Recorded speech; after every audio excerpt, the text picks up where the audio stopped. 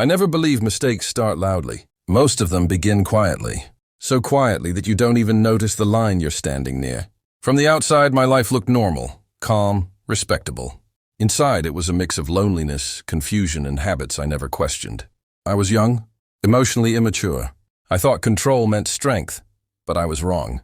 There were boundaries in my life that existed long before I understood why. Family boundaries, emotional boundaries, moral boundaries. They weren't rules written on paper. They were lines drawn by respect. But respect only protects you if you respect it back. I had developed a bad habit, not physical, not visible, but emotional. I confused comfort with closeness, affection with permission, impulse with intention. And when you don't challenge a habit, it slowly becomes part of you.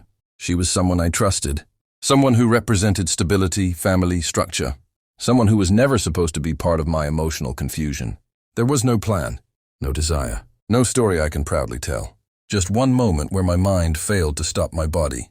A moment so small, yet powerful enough to change how I see myself forever. The room was quiet. The air felt heavy. And before I even understood what I was doing, the line was crossed. Time didn't freeze. There was no dramatic sound. Just silence. That silence was louder than any scream. In that moment, I didn't feel excitement. I felt shame, fear, and a deep understanding that something irreversible had happened. Not outside, but inside me. That was the first time I realized something painful.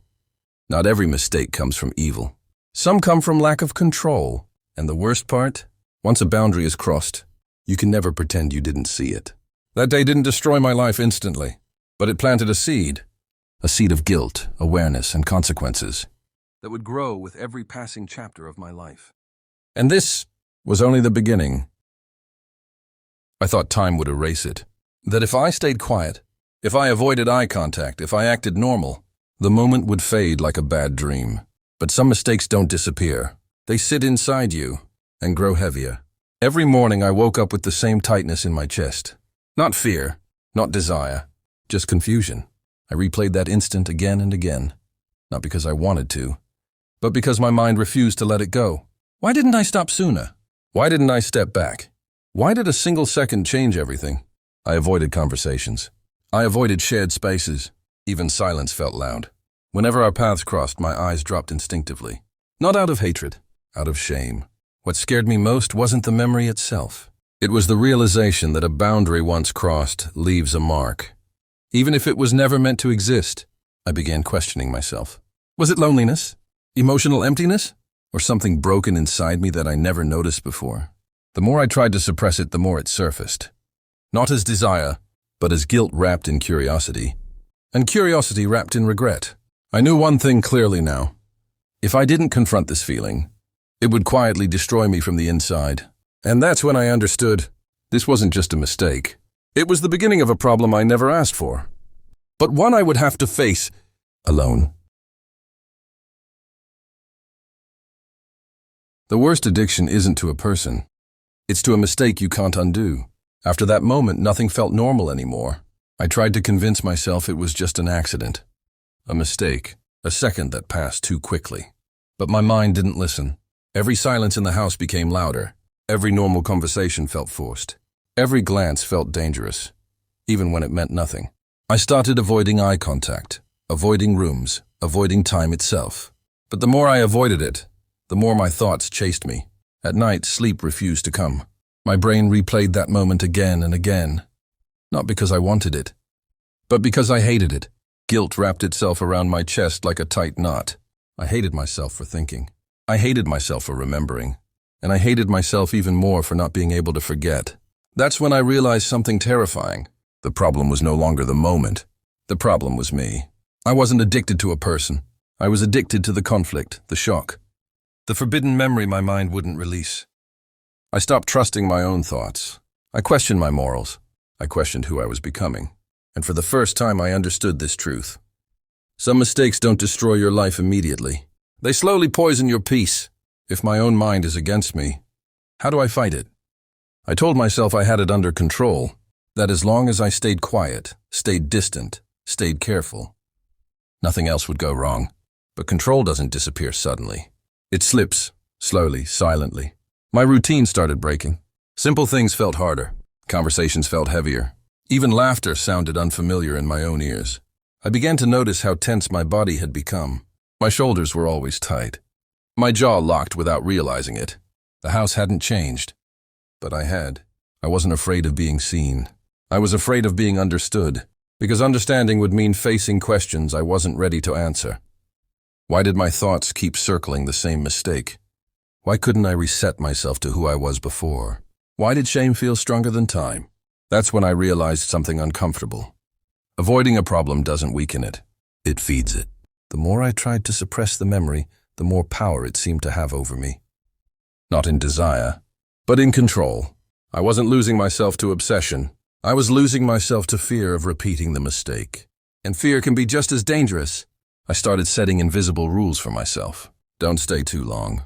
Don't speak too freely. Don't relax. But living like that isn't discipline. It's a prison you build quietly around your own mind. By the end of that week, I understood the truth I'd been avoiding. This wasn't just about one crossed boundary anymore.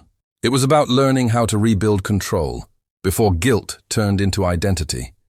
And if I didn't confront it soon, the consequences wouldn't stay internal forever. I used to believe silence could protect me. If I didn't speak about it, if I didn't react, if I stayed careful and distant, nothing would change. I was wrong. Silence doesn't erase tension. It amplifies it. People began to notice the smallest shifts. The way I paused before entering a room. The way my answers became shorter. The way my eyes avoided faces they once met naturally. No one accused me of anything. That was the hardest part. Concern looks harmless, but it digs deeper than suspicion. Are you okay? You seem different lately. Those questions stayed with me long after the conversations ended, because I didn't have an answer that felt honest or safe. Inside, my thoughts were loud. Outside, I became quieter.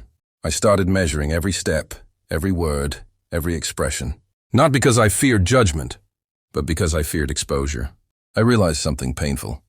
The longer you carry guilt alone, the heavier it becomes until it begins to leak through behavior. Sleep became lighter. Focus slipped. Even simple tasks demanded more effort than they should. And in that exhaustion, a new fear appeared. What if I lose control again? Not because I wanted to, but because fatigue weakens discipline. That fear forced a truth I could no longer ignore. Avoidance was no longer a strategy. It was a risk. If I wanted my life back, I needed to face the problem. Not the memory, not the moment, but myself. Either I confront this now, or let it shape me in ways I won't recognize later. There comes a moment when denial gets tired before you do.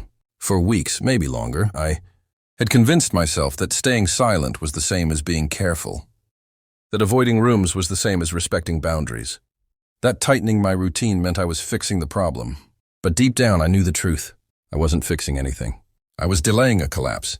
Responsibility doesn't arrive loudly. It comes as a quiet question that refuses to leave you alone. If this continues, who will you become?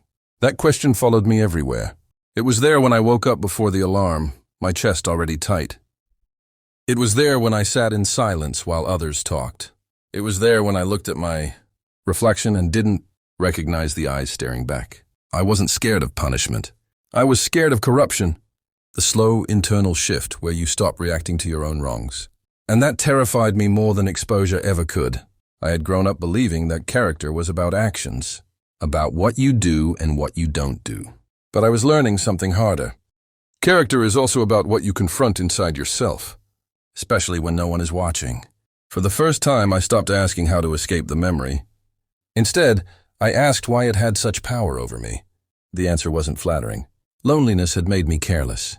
Comfort had blurred lines, and avoidance had weakened discipline. None of that excused anything, but understanding it was necessary if I ever wanted to stop it. I realized that my biggest mistake wasn't the moment itself. It was believing that ignoring the consequences would make them disappear. That's when I made a decision, quiet, firm, and final. I would stop running from my own thoughts, not by indulging them, not by fighting them violently, but by owning them without letting them lead. I started with structure.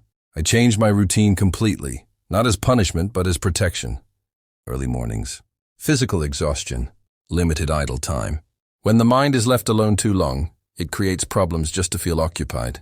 I refused to let mine do that anymore.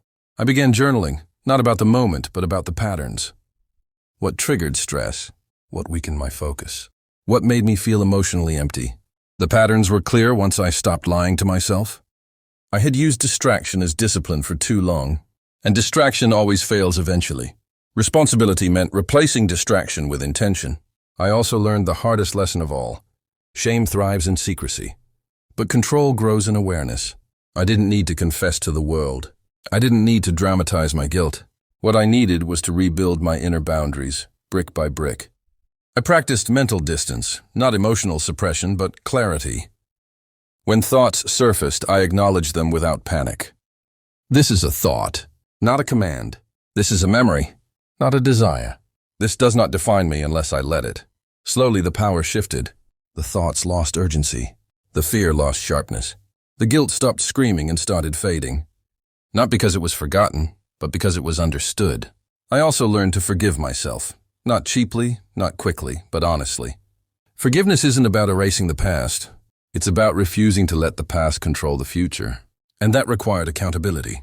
I held myself to standards even when no one else could see. I respected distance without resentment. I rebuilt trust in myself before expecting it from anyone else. Weeks passed, then months, and something changed.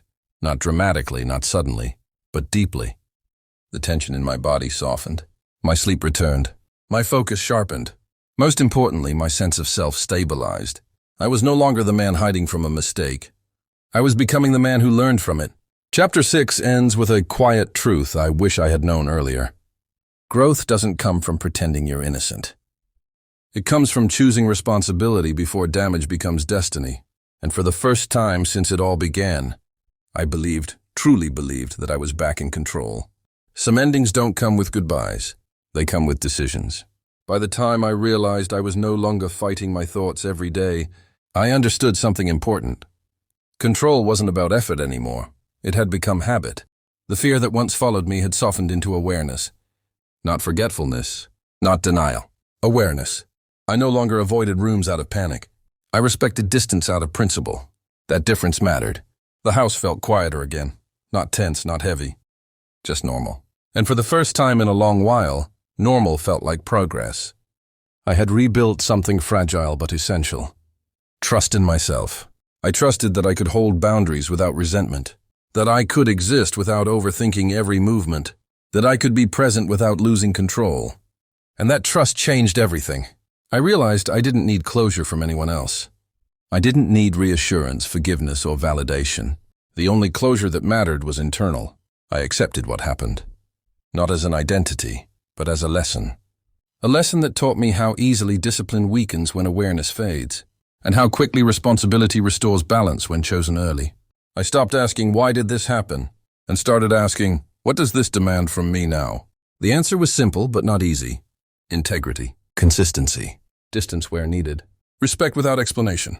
I didn't become colder. I became clearer, clear about who I was, clear about what lines never move, clear about the man I refused to stop being, even in silence. The past no longer felt like a shadow behind me. It felt like ground I had already walked across. And that's when I understood the final truth of this story. Mistakes don't define you. Avoiding responsibility does. I chose responsibility, not once, but every day after. And that choice became my freedom.